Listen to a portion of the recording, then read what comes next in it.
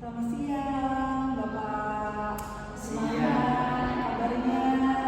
Alhamdulillah, Ibu. Kemarin Bapak Adi katanya sakit, Cuma batuk sedikit aja. terus nggak masuk ya kemarin. Saya cari-cari loh. Kemarin saya lupa Ibu. Oh. Istirahat. Tapi udah minum obat. Udah. Alhamdulillah tidak berkurang. Tadi pagi gimana? Udah sarapan belum? Sudah makan pizza. Tadi pagi makan pizza. Dibikinin sama siapa? Istri dong. Padi. Saya panggil Padi. Di sini udah tahu belum? Belum sih. Kenapa ya? Nah, jadi saya panggil Pak Adi di sini itu karena kita insya Allah besok akan mengadakan supervisi Oh. untuk pembelajaran Pak Adi. Udah siap belum? Atau sebelumnya udah tahu? Kalau saya ini selalu siap. Data ada di sini. Saya kan rajin. Saya bikin lagi terus. Siap. Oke deh, baik. Kalau kayak gitu, saya boleh tahu nggak sih tujuan supervisinya Pak Adi hari ini untuk besok kita supervisi itu apa? Baik Ibu, besok itu saya ada ngajar di kelas 7. Jadi tujuan utama saya itu siswa bisa menjelaskan proses perpindahan panas secara konveksi dengan benar dan mampu mengaitkannya dengan fenomena alam di sekitar. Misalnya angin darat, angin laut, dan proses pemanasan air ketika direbus. Nampaknya menarik ya. Saya pikir itu bagus, Pak. Kalau dirinci dalam capaian pembelajaran atau CP, kurikulum merdeka, kira-kira tujuan Bapak ini kan pastinya ada 3 ya. Ingat kan? Ada 3 untuk pembelajaran mendalam. Coba, kira-kira apa ya? Saya pengen dengar.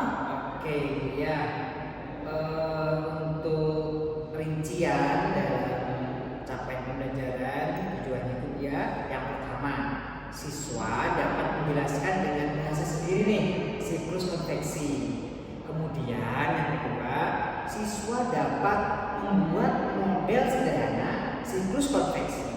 Yang ketiga, siswa dapat membandingkan model antar kelompok dan menyimpulkan kelebihan serta kekurangannya. Wow, lengkap.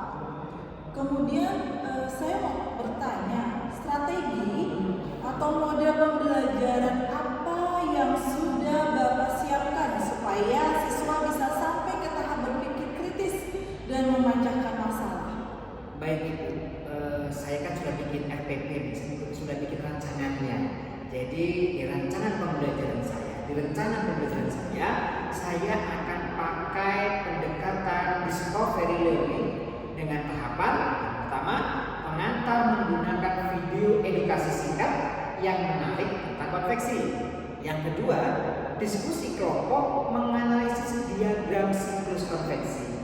Yang ketiga, praktik membuat model sederhana konveksi pakai alat seadanya. Ada kardus, plastik, lilin, dan asap lupa. Nah, yang terakhir, presentasi kelompok dan refleksi bersama. Wow, dengernya senang deh dari penjabaran Pak Adi ini. Kemudian ada nggak media dan alat yang sudah lengkap atau gimana? Sudah Bu, saya sudah menyiapkan. Ada video, ada diagram, kemudian lembar kerja untuk menggambar sendiri proses konveksi dan juga bahan-bahan yang praktik sederhana. Wow, lumayan ya Pak Adi ya. Untuk asesmennya gimana Pak? Bagaimana Bapak tahu nih siswa sudah mencapai tujuan? Di sini saya akan memakai observasi selama diskusi dan praktik, lembar kerja, serta rubrik penilaian saat presentasi model.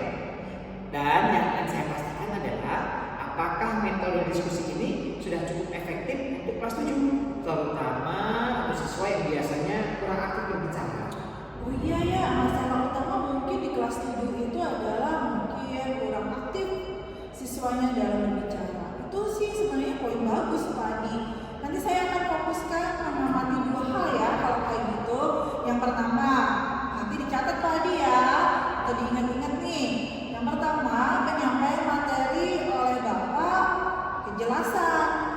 penggunaan bahasa dan contoh. Yang kedua, interaksi dan keterlibatan siswa, terutama yang kurang aktif. Jadi fokus supervisi kita hanya di dua itu saja ya. Siap Ibu, terima kasih banyak. Baik, kalau gitu pasti saya akan doakan Pak Adi besok kegiatan kita dalam supervisi berjalan dengan lancar. Semangat ya Pak. Terima kasih Ibu, semangat. Pak Adi, udah belum ngerjain kegiatan apa hari ini tadi? Sudah dong Bu, saya kan wakaf kurikulum nih. Ya. Banyak juga yang saya kerjakan Ibu, dari biasa kerjaan-kerjaan wakasek. Oh iya, ini kemarin kita kan kedatangan guru baru nih. Udah belum kira-kira di jadwalnya dibikin baru kan guru tik baru datang nih. Sudah, tadi saya coba otak-atik jadwalnya, sudah pas, tidak ada yang tabrakan. Oh, berarti udah sip aja ya, tidak ada yang terganggu antar guru yang lainnya ya. Nanti kalau ada komplain gimana Pak Adi? Nah, saya akan jawab, saya akan merevisi lagi. Mantap, berarti saya nggak salah pilih nih sebagai wakaf kurikulum Pak Adinya ya. Oke Pak Adi, hari ini Ibu akan merefleksi nih kegiatan kita kemarin. Yang ingin Ibu tanyakan, bagaimana nih perasaan Pak Adi setelah melakukan kegiatan kita kemarin? Alhamdulillah Bu ya, lega sekaligus senang. Anak-anak itu terlihat excited sekali pas nonton video. Apalagi tuh ya, pas bikin model asap di kertas di kotak kardus itu, suasananya hidup sekali. Iya, itu yang saya rasakan waktu mengamati Pak Adi kemarin. Kelasnya ramai tapi terarah, bagus. Kalau boleh tahu apa ya menurut Bapak paling berhasil kemarin? Menurut saya itu yang paling berhasil, pertama video pendeknya itu menjadi sebuah pancingan yang kuat. Hampir semua anak langsung, oh gitu ya Pak. Apalagi pas lihat animasi zat panas naik. Terus yang kedua nih, praktek model konveksi pakai lilin dan dupa. Mereka juga takjub sekali. Banyak yang bilang, Pak, asapnya kok muter-muter ya? Iya, saya melihat kok kemarin ya kan, antusias sekali, ramai sekali. Wow, bagus Pak Adi. Nah, kalau ada yang masih mengganjal di hati Bapak, apa ya kalau boleh saya tahu? Apa ya?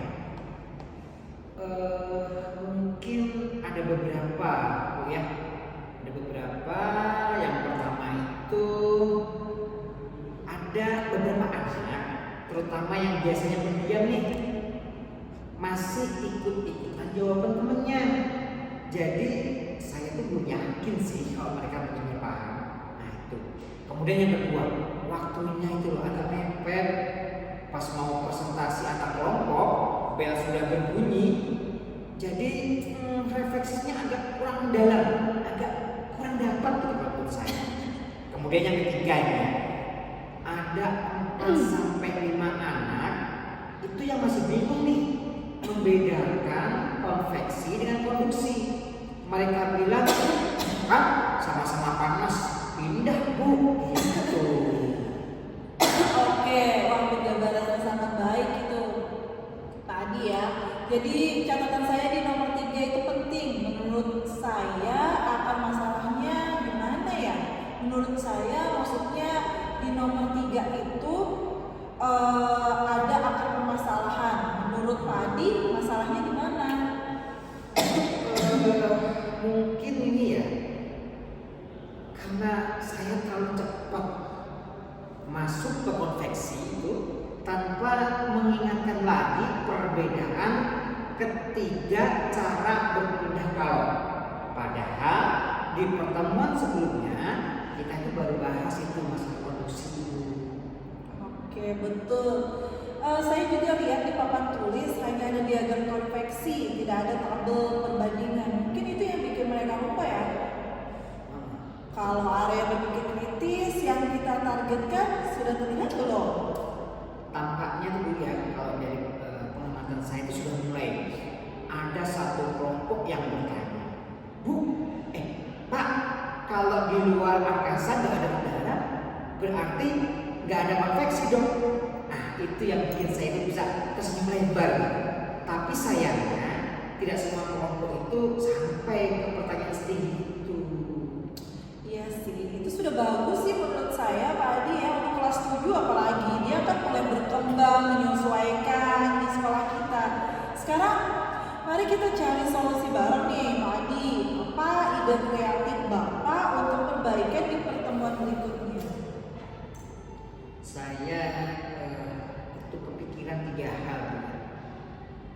Yang pertama, di awal pertemuan saya mau coba buat 3 menit report pakai Kahoot biar nanti kelihatan nih perbedaan antara konduksi, kemudian konveksi, radiasi, biar lebih segar lagi di kepala mereka. Kemudian yang kedua, kelompok saya kecil jadi 4 orang, ditambah dikasih huruf A. Ada pemimpin, juru gambar, ada juru bicara, dan pengawas waktu. Biar yang pendiam tetap terpaksa ngomong gitu. Kemudian yang ketiga, saya mau siapkan stasiun demo langsung di depan. Gelas air panas ditambah pewarna makanan yang merah, gelas air dingin plus pewarna biru, biar mereka lihat sendiri aliran konveksi sebelum bikin model sendiri. Wah, itu semua ide cerdas. Saya tambahkan satu lagi boleh nggak? Boleh dong.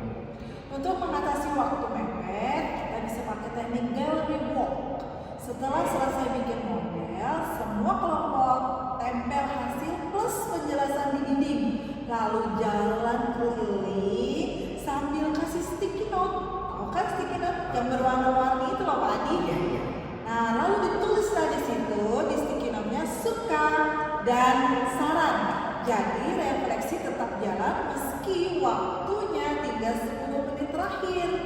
Wah, keren banget Bu. Wah, ini idenya saya pakai ya Bu ya. Oh iya saya. Boleh, tentu saja. Malah saya senang kalau dipakai. Terakhir nih Pak Adi, apa kebutuhan pengembangan Bapak setelah seperti ini? Saya ingin belajar lebih banyak ya tentang teknik diferensiasi, khususnya cara menangani anak yang cepat paham sekaligus yang butuh bantuan ekstra dalam satu kelas yang sama. Baik, ini saya ada catatan sedikit nih.